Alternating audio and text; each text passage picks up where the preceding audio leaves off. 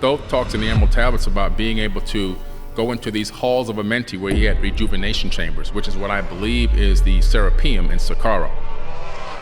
And he would go into these gigantic stone boxes, and he would then transfer his consciousness from his body into another body. And he would leave the body that he left inside of one of those gigantic boxes, one of those gigantic diorite stone boxes for 100 years while it recharged itself and rejuvenated. While he said he walks amongst men, but unlike a man.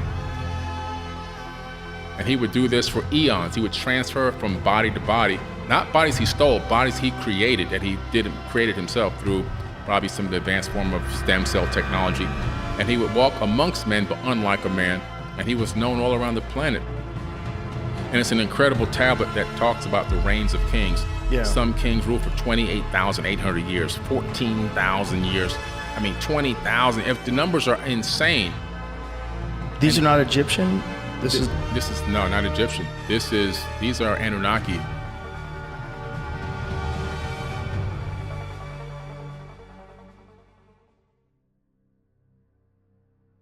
Imagine a world where time itself is a malleable force, where the boundary between life and death blurs, and immortality is no longer a dream, but a carefully guarded secret. This is the legend of Thoth, the mysterious god of wisdom from ancient Egypt. He is said to have discovered the key to eternal life, not through mysticism, but through methods that defy modern understanding.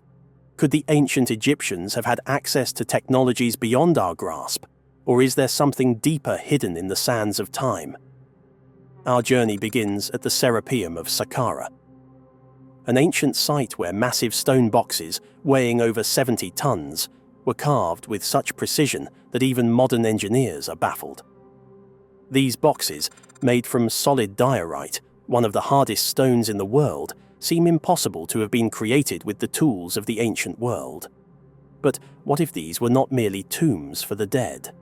What if they were advanced technologies, allowing beings like Thoth to rejuvenate and transfer their consciousness into new bodies, effectively cheating death? Legend tells us that Thoth would leave his body in one of these boxes for 100 years, allowing it to recharge and heal while his essence continued in another form. Could this explain why Thoth, the god of knowledge, was so revered across cultures and millennia? If these rejuvenation chambers are real, could they hold the secrets to eternal life? And was Thoth's quest for immortality unique, or did others throughout history share this secret? To find more answers, we turn to Mesopotamia, where the Sumerian King List records the reigns of rulers who lived for tens of thousands of years. Among them were the Anunnaki, demigods with both divine and earthly attributes. Some reigned for 28,000 years, others for 14,000 years, lifespans that defy all reason. What could possibly explain these impossibly long reigns? Did these rulers possess knowledge that could extend their lives, similar to Thoth? Or was their understanding of life and genetic engineering even more advanced? The mystery deepens when we examine the Great Flood, a cataclysmic event mentioned in both Sumerian and biblical texts. This disaster marked the end of the antediluvian kings who ruled before the flood. Afterward, kingship was reintroduced, but the reigns were far shorter. Some rulers lived for hundreds of years, but the era of reigns, stretching tens of thousands of years, was over. Why did this change occur?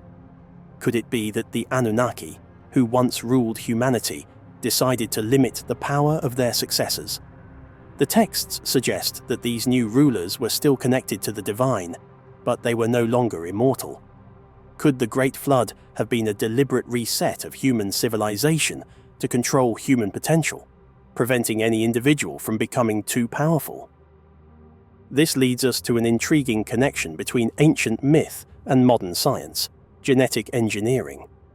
We know today that the human genome contains a unique anomaly, chromosome number 2, which appears to have been artificially fused.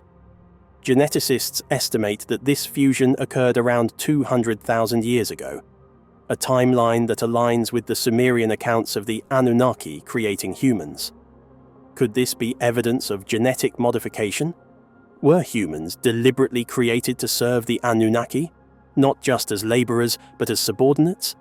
Could our very lifespan, about 120 years, have been engineered as a form of control?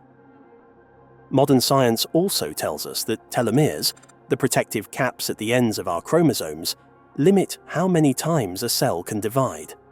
Once they degrade, we age and eventually die. In the Bible, it states that man's days shall be 120 years. Could this be a reflection of deliberate genetic tampering by the gods?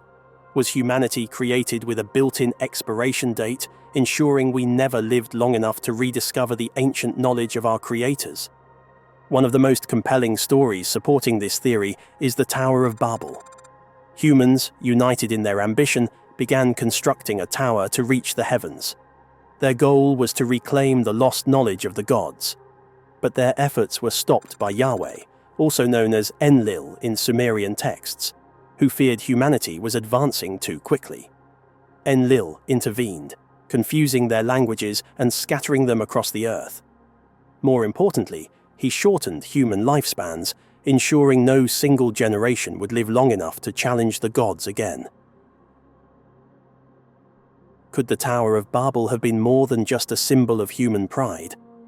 Was it an effort to reclaim our lost potential, one that was deliberately suppressed by the gods? Could it be that our entire history has been shaped by a hidden agenda, a grand design orchestrated by beings like the Anunnaki? Have these forces deliberately limited human development to prevent us from reaching our full potential? Are our lifespans, societal divisions, and languages all part of a long-term plan to keep humanity from rediscovering its ancient knowledge? As we piece together this ancient puzzle, we are left with unsettling questions. Were we created with limitations deliberately set to keep us subservient? Could it be that the division of cultures and the loss of ancient knowledge were part of a grand design to control human progress? Or is there a forgotten history, a legacy waiting to be rediscovered, that could unlock the mysteries of our origins, and perhaps our future? But what if these stories are not just myths? What if they are fragments of a larger puzzle, a puzzle that could offer profound insight into the hidden history of human existence? Let's return to the idea of genetic manipulation. Modern science has uncovered a unique anomaly in the human genome, chromosome 2, fused in a way that no other species on Earth exhibits. This genetic event is believed to have occurred around 200,000 years ago, a timeline eerily close to the Sumerian accounts of the Anunnaki creating humans for labor. If this fusion was deliberate, what does it mean for humanity?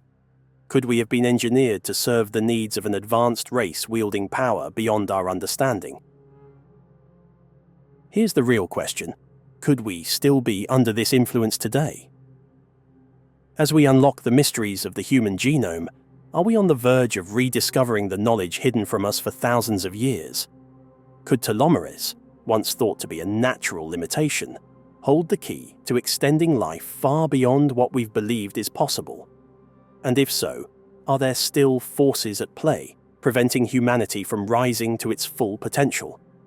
The truth may be hidden in ancient texts, unexplored history, or perhaps even encoded within our DNA.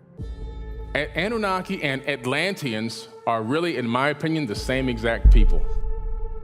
Atlantis is everywhere. We are all standing and sitting on Atlantis at this exact moment. The Ring City, in my opinion, was just one of many capitals on Earth. But my personal opinion is the Anunnaki are the Atlanteans. Billy Carson, a prominent figure in the realm of alternative history and ancient astronaut theories, has developed a comprehensive narrative about the reasons behind the Anunnaki's visit to Earth. Drawing from ancient texts, mythology, and speculative theories, Carson provides a multifaceted explanation for the Anunnaki's arrival on our planet.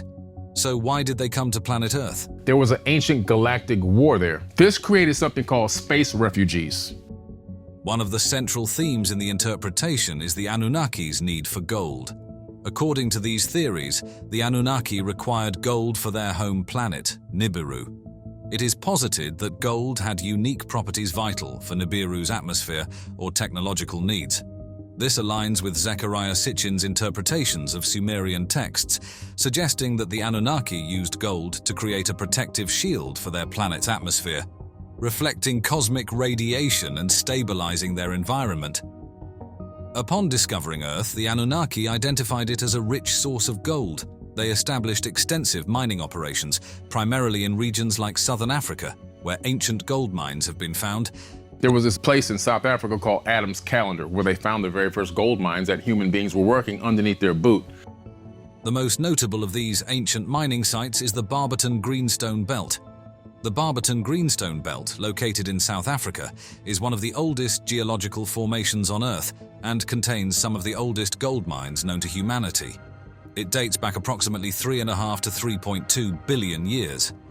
This area is famous for its gold deposits, which have been mined for thousands of years. According to the theories, the Anunnaki established their mining operations in this region due to its rich gold reserves.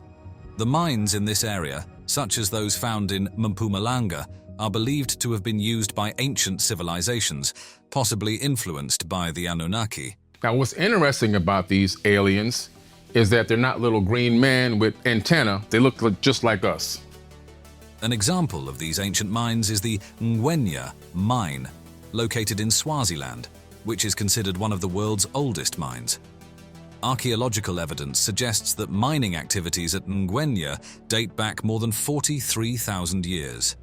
Theorists propose that such ancient mining sites may have been part of the Anunnaki's extensive network of gold extraction operations. Initially, the Anunnaki themselves conducted the mining work. These beings, according to the theories, possessed advanced technology and physical capabilities that allowed them to undertake the arduous task of gold mining. However, despite their advanced abilities, the laborious and hazardous nature of the mining process soon became a significant challenge. The harsh conditions and intensive labor required for gold extraction prompted the Anunnaki to seek alternative solutions to sustain their operations. Faced with the need to alleviate the demanding physical labor, the Anunnaki explored several alternatives before resorting to the creation of a new labor force through genetic engineering. These alternatives included automated machines and tools. The Anunnaki might have initially utilized advanced machinery designed to perform mining tasks. These machines, though efficient, may have required constant maintenance and lacked the adaptability needed for varied mining conditions. Another possibility is that the Anunnaki might have employed workers from other planets or even their own ranks. However, the sheer scale and prolonged nature of the mining operations could have rendered this approach unsustainable. Before creating modern humans, the Anunnaki might have experimented with other native species on Earth to enhance their abilities for labor. These experiments might have led to the creation of various hybrid beings mentioned in ancient myths and legends. Ultimately, the Anunnaki decided to create a new species that could effectively handle the labor-intensive mining operations. This decision led to what is known as the Adamu experiment, where the Anunnaki combined their DNA with that of early hominids to produce a hybrid species, Homo sapiens. We actually look like them. Okay. And the reason why is because we have their genetics and their DNA inside of our bodies. The primary reason for genetically modifying humans was to create a labor force capable of performing the strenuous and repetitive tasks required for mining gold. The Anunnaki sought a species that was intelligent enough to follow complex instructions, but still docile and subservient. By blending their DNA with that of early hominids, the Anunnaki aimed to produce beings who possessed the physical endurance and adaptability of Earth's native species, combined with the intelligence and technological proficiency of the Anunnaki. The Adamu experiment involved the creation of the first humans, Adam and Eve, as laborers. This concept parallels the biblical creation story, but with an extraterrestrial twist. The term Adamu is used in Sumerian texts to refer to the first man, created by the god Enki and the goddess Ninhursag. These deities, interpreted as Anunnaki scientists, conducted a series of genetic experiments to develop a suitable human workforce. The initial experiments by the Anunnaki focused on combining their own DNA with that of various indigenous species on Earth. These early attempts resulted in numerous failures and partial successes, producing beings that either lacked the necessary intelligence, physical capabilities, or docility required for effective labor. The Anunnaki had specific requirements for their workforce. They needed the beings to be intelligent enough to understand and carry out complex instructions. Mining for gold was labor-intensive and required significant physical strength and stamina, so physical endurance was a must. The new species needed to be adaptable to various environmental conditions and able to learn and develop new skills as needed. To ensure a sustainable workforce, the beings needed to reproduce naturally, eliminating the need for the Anunnaki to continuously create new workers. While intelligence and adaptability were crucial, it was equally important that the beings remain subservient and manageable to prevent rebellion or resistance. Through a meticulous process of trial and error, the Anunnaki scientists, Enki and Ninhursag, eventually created the first successful prototypes of modern humans. By splicing Anunnaki DNA with that of early hominids, the scientists were able to introduce advanced cognitive abilities and enhanced physical traits. This genetic intervention was aimed at elevating the primitive hominids' capabilities to meet the labor demands.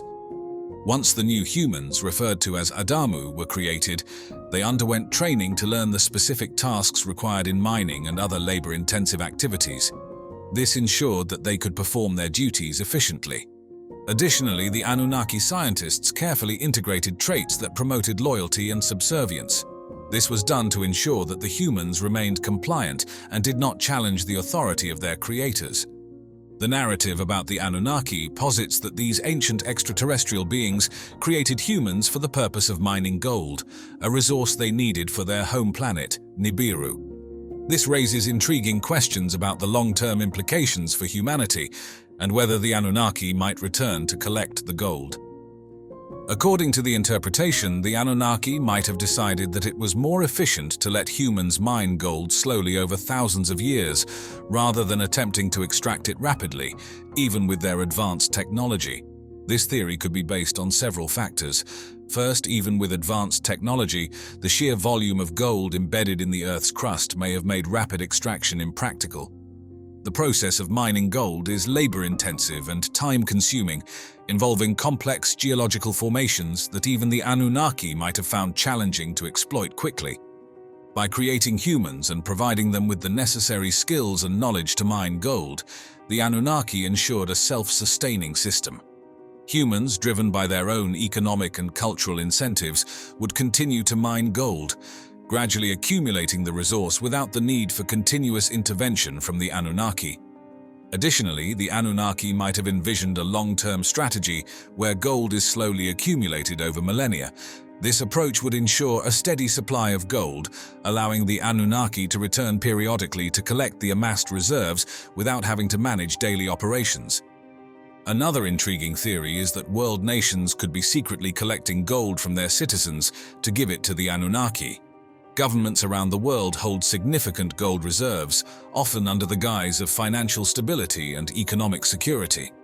These reserves are collected through various means, including gold taxes, purchasing programs, and confiscation during times of crisis. According to this theory, there might be clandestine agreements between world leaders and the Anunnaki. These agreements would stipulate that a portion of the gold reserves be set aside for the Anunnaki, who periodically visit Earth to collect their share. The theory could draw on historical events where governments have seized gold from their citizens, such as the United States Executive Order 6102 in 1933, which required citizens to turn in their gold. Such events could be interpreted as part of a broader, long-term plan to gather gold for the Anunnaki. The global financial system, with its emphasis on gold as a stable asset, might be part of a grand design to ensure that sufficient quantities of gold are available for the Anunnaki. Central banks and financial institutions could be complicit in this secret agenda, managing the flow of gold to meet extraterrestrial demands. You had survivors of two types. Those who survived by the luck of the draw, and those who survived because they knew it was going to happen. They planned for it, they prepared for it. You think they knew it was going to happen? I think we could make a strong argument that somebody did know.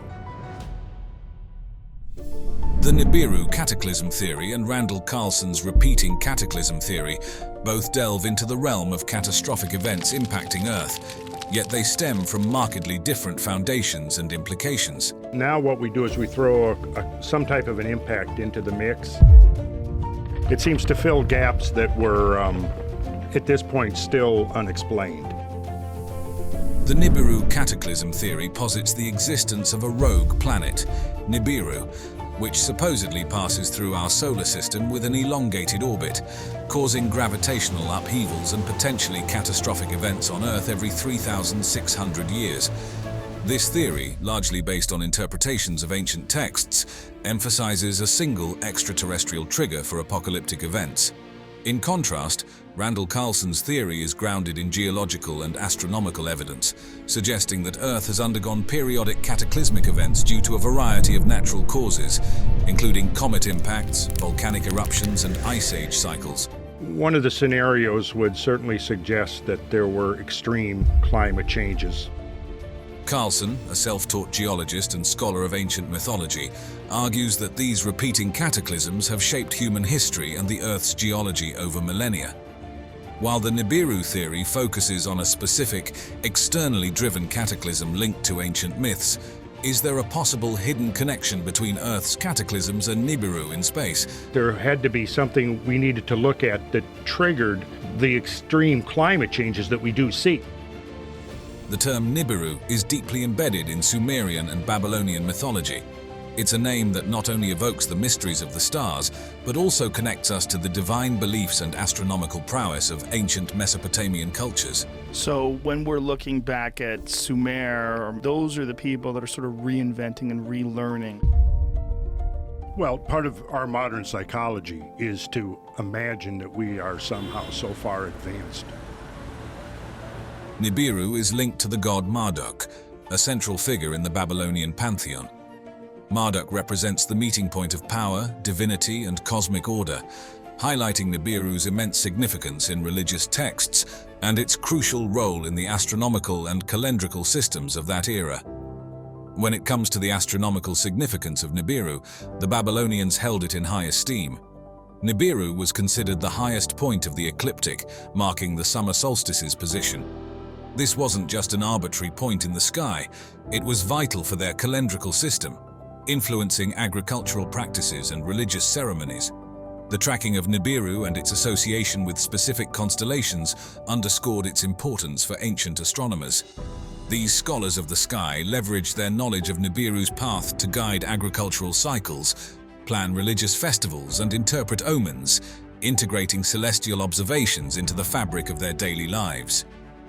Drawing parallels between civilizations, Nibiru in Mesopotamian mythology and the Greek star Phaethon offers a fascinating glimpse into the universal human endeavor to make sense of the cosmos.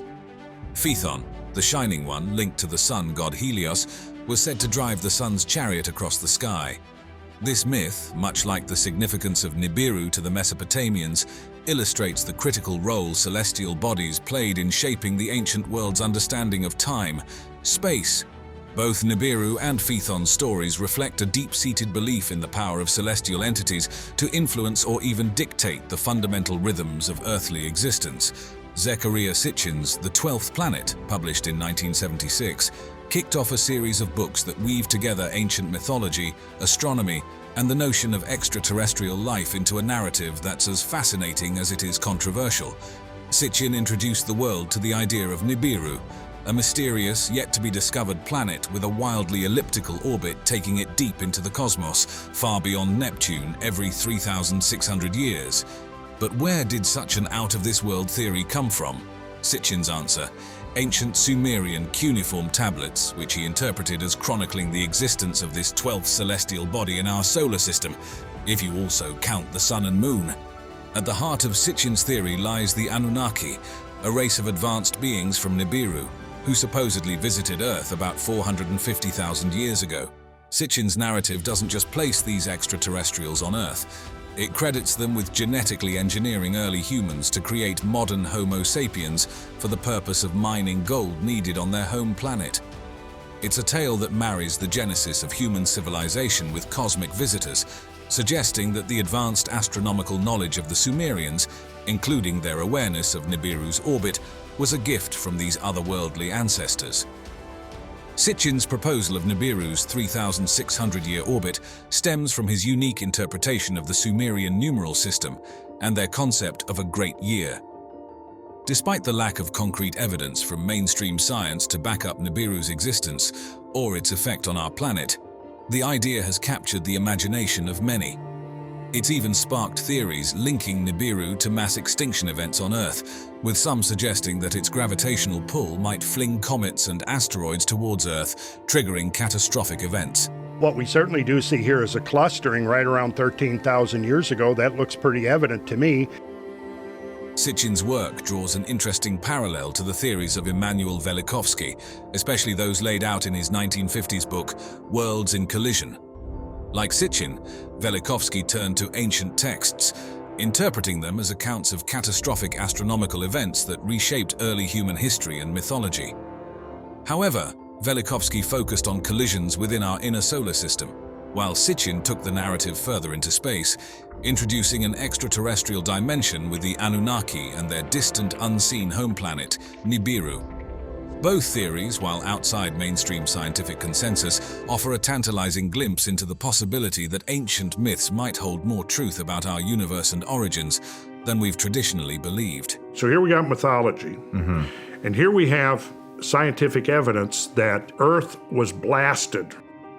As the Mayan long count calendar ticked down to its final days in December 2012, the world was abuzz with talk of apocalyptic predictions. Central to the frenzy was the mysterious planet Nibiru, a rogue celestial body rumored to be on a collision course with Earth. This blend of ancient prophecy, modern-day conspiracy, and astronomical speculation had people everywhere wondering if we were on the brink of cataclysmic destruction. The idea was that Nibiru, invisible to astronomers yet somehow detected by those in the know, would either smash into Earth or come close enough to wreak havoc through its gravitational pull. NASA, stepping into the fray, did something quite unexpected for a scientific organization. It directly addressed these doomsday predictions. The space agency was clear. There was no evidence of Nibiru, nor any celestial threat looming on the horizon. If a planet were barreling towards us, it would have been spotted by countless eyes scanning the skies, both professional and amateur.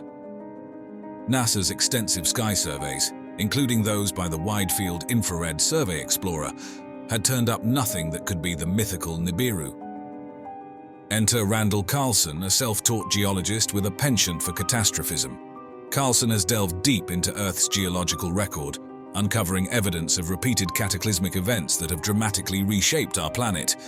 From rapid climate shifts to massive floods and comet impacts, his research paints a picture of Earth's tumultuous history and its impact on human civilization. This is where things get interesting. Could a hypothetical Nibiru fit into this pattern of cataclysms? Some might speculate that if Nibiru existed, its elongated orbit could coincide with these catastrophic periods, possibly acting as a gravitational catalyst for comet showers or other disruptive events. The broader scientific community, however, frames these cataclysms within the context of natural Earth processes and known astronomical phenomena. Events like asteroid impacts, supervolcanic eruptions, and ice age cycles are recognized as part of Earth's dynamic history, but are attributed to natural causes rather than the influence of an unseen planet. The dialogue between speculative theories like Nibiru and the scientific exploration of Earth's cataclysmic past, as undertaken by researchers like Carlson, underscores our fascination with cosmic disasters. It reflects a deep-seated curiosity about the forces that have shaped and continue to influence our planet. While one path ventures into the realm of myth and pseudoscience, the other seeks to unravel the mysteries of our world through the rigorous lens of geology and astronomy.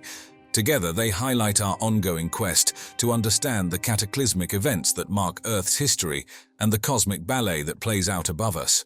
At first glance, a carved symbol of a simple handbag on an ancient artifact might seem unremarkable, a mundane detail easily overlooked. But take a step back, and the mystery deepens. This same handbag symbol appears across the globe, in Mesopotamia, Mesoamerica, Asia, Africa, Europe, North America, and even on remote islands. Cultures separated by vast distances and centuries, seemingly without contact, all depicted the same mysterious object. What are these handbags, And why do they appear in cultures that, by all accounts, should have had no knowledge of one another? This global phenomenon has puzzled archaeologists for generations. The places where these handbag carvings appear are as varied as they are vast.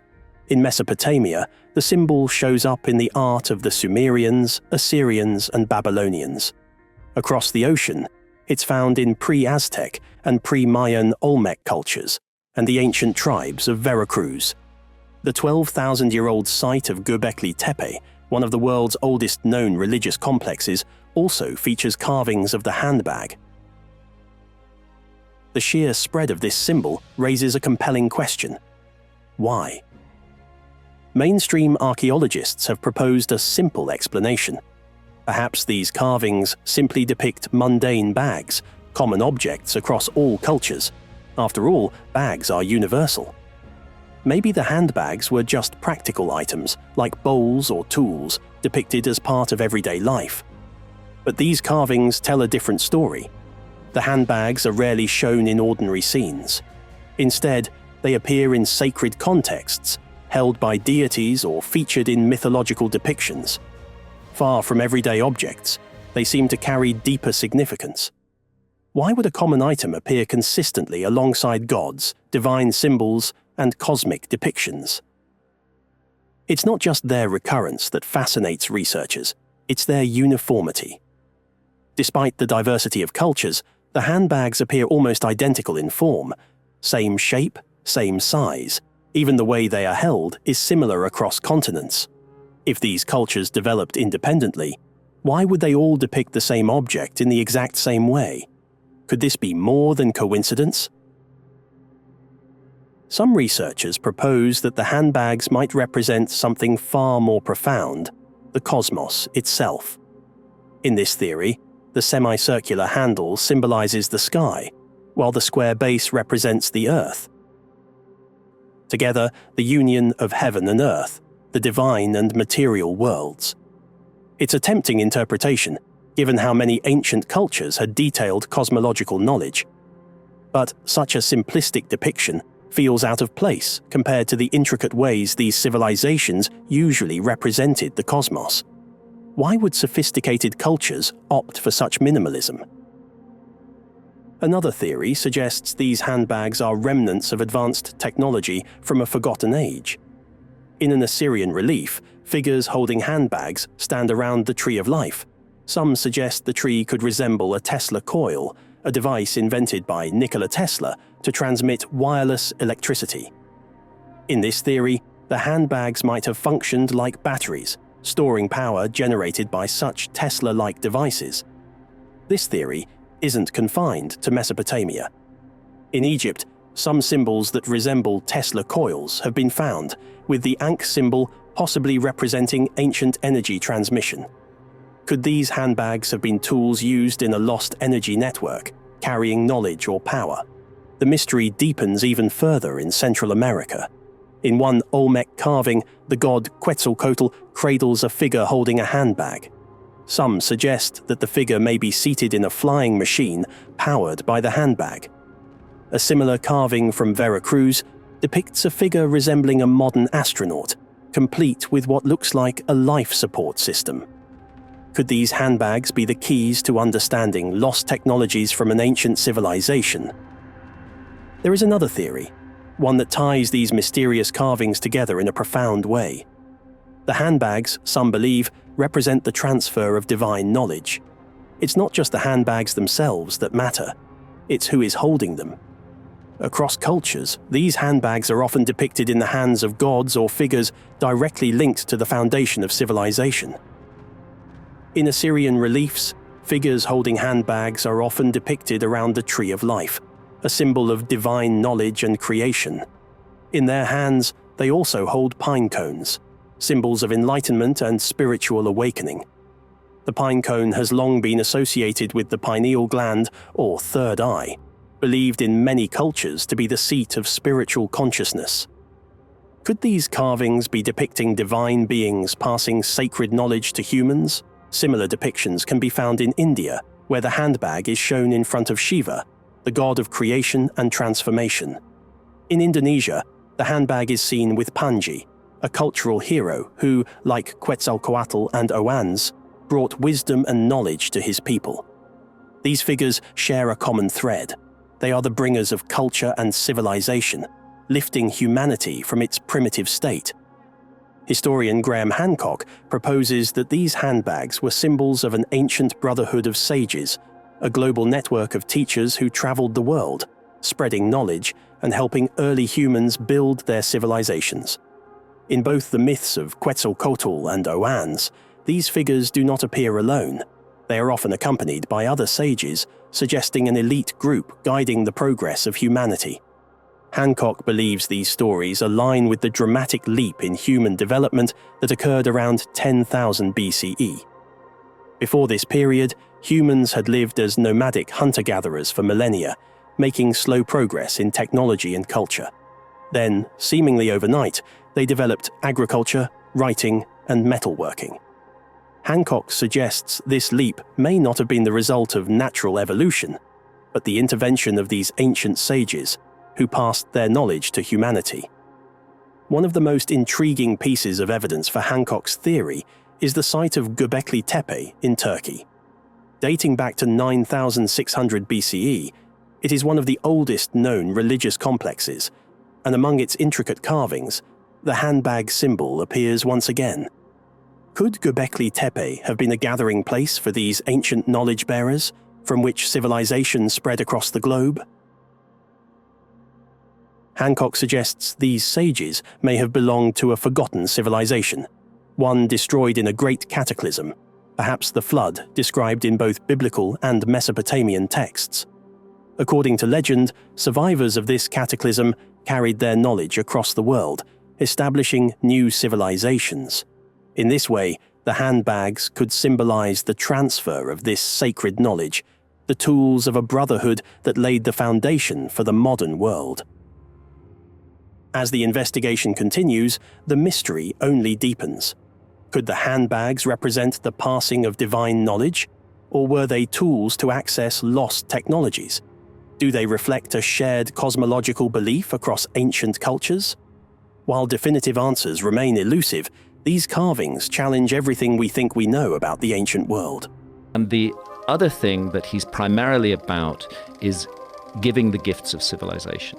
This is what you human beings need to know in order to move on to the next level. Around 4,500 to 1900 BCE, the Sumerian civilization flourished in southern Mesopotamia, modern-day Iraq, and is acknowledged as one of the earliest advanced civilizations in human history. Renowned for its pioneering achievements in writing, architecture, and governance, Sumer left an indelible mark on subsequent cultures and civilizations. The civilization was situated between the Tigris and Euphrates rivers, in a fertile floodplain, often referred to as the cradle of civilization. This region's rich soil and abundant water resources were crucial for developing early agriculture and urban settlements. So what link brings the Anunnaki and the Sumerians together? The concept of the Anunnaki primarily derives from Sumerian cuneiform tablets, the earliest known form of writing. These texts offer detailed descriptions of the Anunnaki, depicted as powerful deities who descended from the heavens to interact with humanity.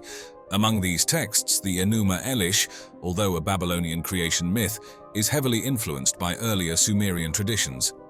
This myth recounts the creation of the world and humanity by gods, some of whom are interpreted as the Anunnaki.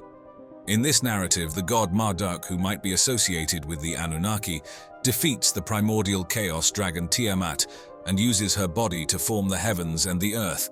Following the establishment of order, Marduk and the gods create humans from the blood of the god Kingu, Tiamat's chief lieutenant. This act of creation is believed to have been done to fashion humans as laborers for the gods, relieving the lesser gods of their burdensome tasks. Some theorists suggest that this myth reflects an ancient memory of genetic engineering by the Anunnaki, who created humans to serve their purposes. The Atrahasis epic provides another significant account of human creation involving the Anunnaki. According to this epic, the Anunnaki gods, led by Enki, create humans to bear the toil of the lesser gods burdened with maintaining the earth. The story begins with the lesser gods laboring to maintain the earth, growing increasingly discontented with their workload. In response, the high god Enki proposes the creation of humans to alleviate their suffering. Humans are created from clay mixed with the blood of a slain god, suggesting a divine origin that imbues humans with life and purpose. This myth also includes a flood narrative, where the god Enlil, displeased with human noise and disobedience, decides to exterminate humanity with a great flood. Enki, sympathetic to humans, instructs Atrahasis to build an ark to survive the deluge. The survival of Atrahasis and his family ensures the continuation of human life, a theme that resonates with later flood myths in various cultures. The Sumerians are credited with remarkable achievements in various fields, including astronomy, mathematics, and metallurgy.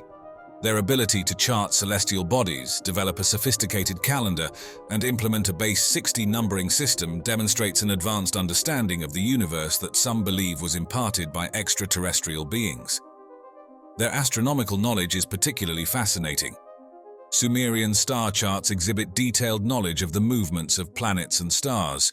Some tablets even depict the heliocentric model of the solar system, a concept not recognized by mainstream science until much later. The Mul-Apin tablets, for instance, contain detailed observations of celestial bodies and phenomena, including the positions and movements of stars and planets, which suggest a level of astronomical knowledge that is astonishing for their time. In mathematics, the Sumerians made several innovations that continue to influence us today. Their base 60 system is the basis for our 60-second minute, 60-minute hour, and 360-degree circle. This system's complexity and utility suggest a deep understanding of mathematics that some argue could have been influenced by advanced beings. They also used sophisticated geometry in their architectural designs, including the construction of ziggurats and urban planning, which some theorists believe indicates advanced external knowledge. The precision and scale of these structures are impressive, hinting at an advanced understanding of geometric principles. The Sumerians were also highly skilled in metallurgy, working with various metals, including gold, silver, copper, and bronze. Their ability to create intricate jewelry, weapons, and tools from these metals suggests advanced metallurgical techniques that might have been influenced by the Anunnaki. The quality and complexity of their metalwork indicate a level of expertise that would be challenging without some form of advanced knowledge or assistance. Additionally, according to some theories, humans were allegedly created to perform laborious tasks for the Anunnaki, particularly in mining gold. This precious metal was supposedly needed by the Anunnaki to repair their home planet's atmosphere. This idea ties into the advanced metallurgical skills of the Sumerians, suggesting that their expertise in metalwork might have had a more profound and possibly extraterrestrial origin. Zechariah Sitchin's interpretations propose that the Anunnaki, an advanced extraterrestrial race, genetically engineered humans by combining their DNA with that of early hominids. This theory, although controversial, presents a fascinating alternative view on human origins. According to Sitchin, humans were created to serve as a labor force for the Anunnaki, particularly in their mining operations. Sitchin posits that the Anunnaki combined their genetic material with that of Homo erectus, an early hominid species. This genetic manipulation purportedly resulted in Homo sapiens, explaining the sudden leap in human evolution and the development of advanced capabilities such as tool use, language, and social structures. Some proponents of this theory argue that the rapid development of human civilization and technological advancements during the Neolithic Revolution align with the timeframe of potential Anunnaki intervention. In Sumerian mythology, Adamu is often considered the prototype of modern humans. Created by the gods Enki and Ninhursag, Adamu's story parallels the biblical Adam, suggesting a common origin for these creation myths. Adamu's creation from clay and divine essence might symbolize advanced genetic engineering practices. Enki's role as the god of wisdom and creation aligns with his portrayal as a scientist or geneticist in these myths. According to Sitchin, the primary reason for creating humans was to serve as a labor force for the Anunnaki, specifically in mining gold. Some ancient gold mines in Africa, particularly in regions such as Zimbabwe, have been cited by theorists as potential sites of these early mining operations, purportedly initiated by the Anunnaki. The Sumerian King List is an ancient manuscript that lists kings with improbably long reigns, some lasting tens of thousands of years. These records are often cited as evidence of the Anunnaki's influence, suggesting divine or semi-divine rulership. Before the Great Flood, the Sumerian King List records reigns of incredible lengths, implying that these rulers were more than human. This has led to theories that these kings were either Anunnaki themselves or directly descended from them. The extraordinary lifespans of these pre-Diluvian kings suggest a direct connection to the Anunnaki, who were believed to possess advanced longevity and possibly immortality. After the flood, the reigns of kings become shorter, but are still unusually long by human standards, indicating continued but diminished divine influence. This transition might reflect a gradual withdrawal of the Anunnaki from direct involvement in human affairs. Many Sumerian kings claimed divine ancestry or patronage from the Anunnaki, legitimizing their rule. This connection to the gods reinforced their authority and right to govern, establishing a theocratic system where kingship was seen as divinely ordained. Numerous artifacts from Sumer exhibit technological and artistic sophistication that some interpret as evidence of advanced external influence. Among these, Sumerian cylinder seals stand out for their intricate designs and complex imagery. These seals often feature detailed depictions of gods and mythical creatures, some of which are interpreted as wearing advanced gear, such as helmets and suits, suggesting possible extraterrestrial origins. The seals also depict scenes of divine beings interacting with humans, possibly representing the Anunnaki's involvement in human affairs.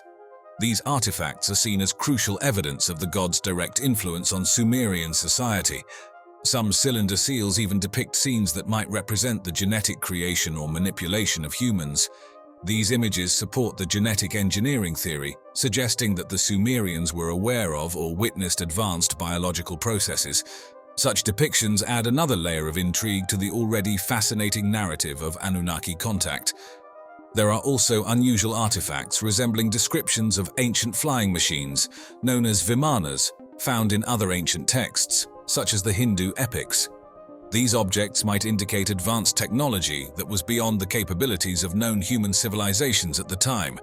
The presence of such artifacts suggests that the Sumerians either possessed advanced technology or had contact with beings who did. This supports the idea that the Anunnaki provided technological assistance or left behind technology that influenced human development. Sitchin's theory posits that the Anunnaki originated from Nibiru, a hypothetical planet with a long elliptical orbit around the Sun. This planet's existence is controversial but continues to intrigue many. Sumerian texts are said to reference Nibiru, suggesting an awareness of a complex solar system. Some tablets describe a 12th planet beyond Neptune, which some interpret as Nibiru. This aligns with modern searches for Planet X, a hypothesized planet in the outer solar system. The detailed astronomical knowledge contained in Sumerian texts indicates a sophisticated understanding of the cosmos. The precision of their celestial observations suggests possible external guidance or instruction. The alignment of ancient Sumerian structures, such as ziggurats with celestial bodies, indicates sophisticated astronomical knowledge that might have been imparted by the Anunnaki. These alignments suggest that the Sumerians built their monuments based on astronomical principles and celestial events. This impressive architectural precision adds to the compelling evidence that Sumerian advancements in various fields could have been influenced by advanced beings. He knew a mystery when he saw it, and he couldn't explain it. We should be open-minded enough to consider the possibility that some of the answers may sit outside of our current perspective. What do conventional archaeologists say when they're confronted by all of this data? Ever wondered what went on inside those magnificent pyramids of ancient Egypt? Well, buckle up, because we're about to delve into the fascinating world of the ancient pyramid texts. These inscriptions carved onto the pyramid walls around 2400 to 2300 BCE are like a window into the hearts and minds of the people who built these incredible structures. These texts weren't just random scribbles, they were meticulously crafted during a pivotal period in Egyptian history, the twilight of the Old Kingdom. This era is famous for the iconic pyramids, those towering tombs for pharaohs. The pyramids themselves are a testament to the Egyptians' architectural genius and their deep understanding of math and engineering. But the pyramid texts are more than just historical footnotes. They're the earliest known religious writings from Egypt, offering a glimpse into the beliefs and practices of this ancient civilization. They're like cultural snapshots showing how art, architecture, and religion were all woven together. The pyramids themselves were seen as the ultimate expression of both religious devotion and the pharaoh's supreme power. Speaking of power, the pharaohs of the Old Kingdom weren't just seen as leaders, they were considered living gods. This concept of divine kingship was the glue that held society together, justifying the pharaoh's absolute authority. The pyramid texts are all about this. They're basically spells and instructions meant to help the pharaoh navigate the afterlife and join the gods, further solidifying the idea of their godlike status. Imagine a society where the pharaoh is at the top of the pyramid, wielding immense power. That's exactly what the Old Kingdom was like. This centralized system allowed them to mobilize the massive resources and manpower needed to build the pyramids. It also meant the government had a tight grip on things, controlling people and resources to a great extent. But running a complex society like this wasn't a walk in the park. It required a well-oiled bureaucratic machine, and that's what the Egyptians had. This network of officials kept things running smoothly, organizing labor, managing resources, and handling the countless details of daily life. It was a sophisticated system for a sophisticated society. We've talked about the cultural significance of the pyramid texts and the social structure of the Old Kingdom, but how did they manage to pull off such massive building projects? Building a pyramid wasn't like putting together a piece of IKEA furniture. It required serious resources and manpower. Imagine this: hauling giant blocks of stone, transporting them for miles, and feeding a whole army of workers for years on end. That's what the Egyptians had to do to build the pyramids. It was a massive undertaking, requiring a well-oiled economic engine. Here's where things get interesting. Contrary to popular belief, the pyramids weren't built by slaves, but by a paid workforce. These workers were likely skilled laborers, artisans, and even seasonal workers, and they were treated pretty well. We found evidence of medical care, food, and even some form of compensation. So how could they afford all this? The answer lies in a concept called economic surplus. Basically, they had enough resources left over after taking care of basic needs like food and shelter to invest in these grand projects. This surplus came from their mastery of agriculture thanks to the Nile River's annual floods. These floods enriched the land and allowed them to grow more food than they needed to survive, freeing up people to work on other things like, you guessed it, building pyramids. But the pyramids are more than just piles of stone, they're symbols too. Many believe they represent the rays of the sun, a pathway for the pharaoh's soul to reach the heavens. This symbolism is deeply connected to the pyramid texts, which are filled with references to the sun god Ra. It all goes back to the Egyptians' belief system, where religion, royalty, and the universe were all interconnected. Speaking of connections, the pyramid texts are like the great-grandparents of later Egyptian religious texts. They paved the way for things like the coffin texts and the Book of the Dead. These later texts show how Egyptian beliefs evolved over time, adapting and becoming more accessible to people beyond just the pharaohs. So we've explored the economic engine behind the pyramids and the deeper meaning they hold. But let's not forget the pyramids themselves. They weren't just giant piles of stone. They were meticulously designed and built with a specific purpose in mind. Imagine these pyramids as giant tombs, built to house the bodies and possessions of pharaohs after they passed away. But they weren't just storage units. They were designed to help the pharaoh's soul on its journey to the afterlife, and that's where the pyramid texts come in. These inscriptions were like a guidebook for the pharaoh's soul, offering spells and protection every step of the way. The most famous pyramid containing these texts belongs to Unas, the last ruler of the 5th dynasty. His pyramid, located in Saqqara, was the first to include these inscriptions, paving the way for future pharaohs to follow suit. Think of it like a new trend. Once Unas did it, other pharaohs like Teti, Pepi I, and even Pepi II decided they wanted pyramid texts too. These texts weren't just scribbled on any old piece of papyrus. They were painstakingly carved into the very walls of the pyramids by skilled artisans. Imagine the dedication and precision it took to etch those intricate hieroglyphs into stone. This not only shows the skill of the craftsman, but also highlights the importance of the texts themselves. They were considered so sacred and valuable that they deserved a permanent and prominent place within the pyramids. Speaking of sacredness, these texts were like the holy scripts of their time.